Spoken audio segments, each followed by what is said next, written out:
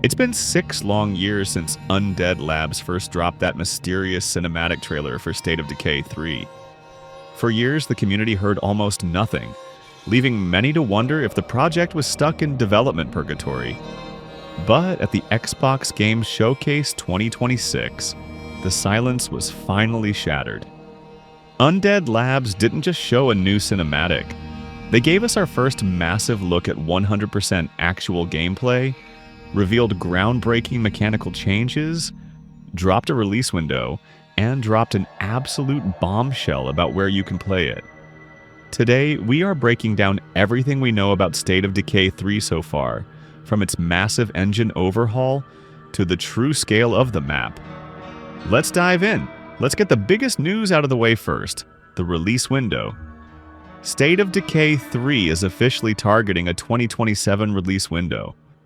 Some reports and insider schedules point toward a target around February 2027. Yes, it means it will be roughly 7 years since its initial announcement, but creative director Kevin Patzelt confirmed the team simply needed time to cook.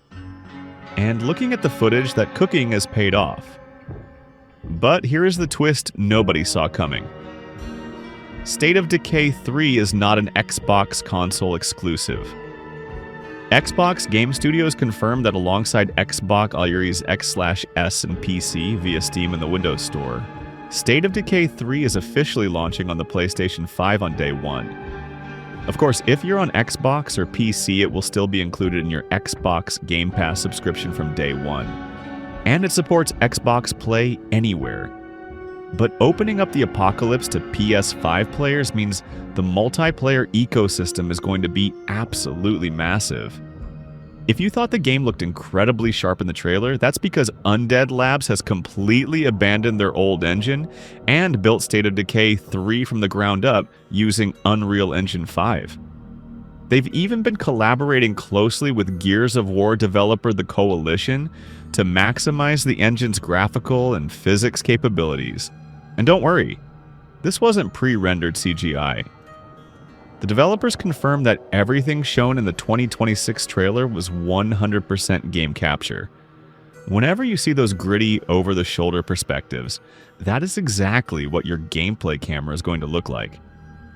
And speaking of gameplay, combat is getting a massive mechanical evolution.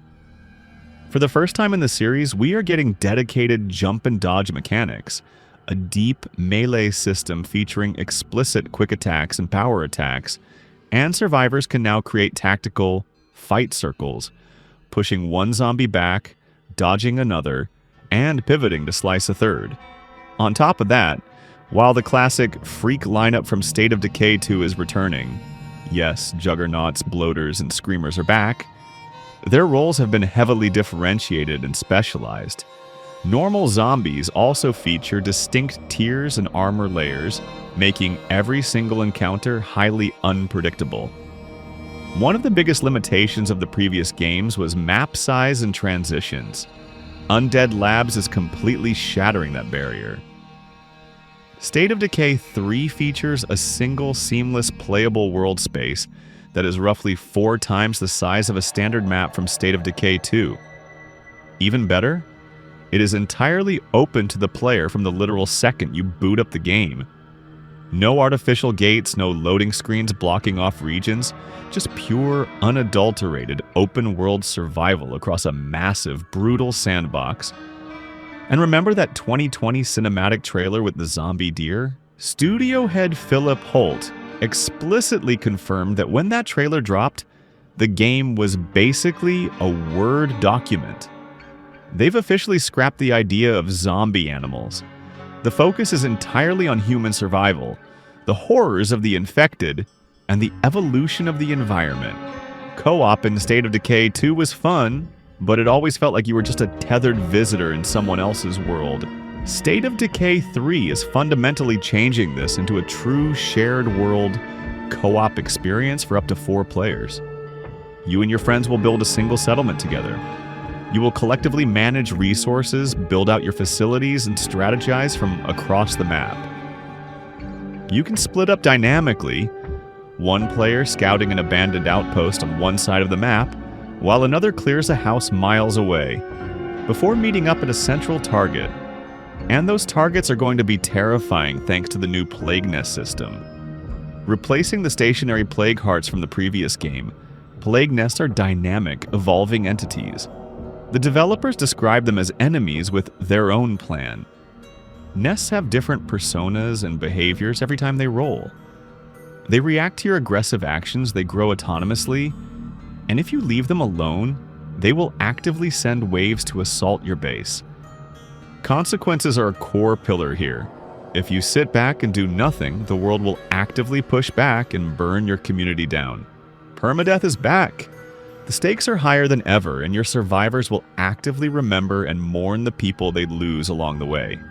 State of Decay 3 is shaping up to be the ultimate zombie survival sandbox we've been waiting for. If you don't want to wait until 2027 to see more, there's good news. Undead Labs has already kicked off a series of closed alpha playtests. They plan to steadily expand the alpha and beta registration lists throughout 2026, so make sure to head over to their official website to sign up for a chance to play early. But what do you guys think? Are you hyped for the new combat system? And how do you feel about the game coming to PS5? Let me know in the comments down below. If you enjoyed this breakdown, smash that like button, subscribe for more State of Decay 3 news, and I'll see you in the next apocalypse.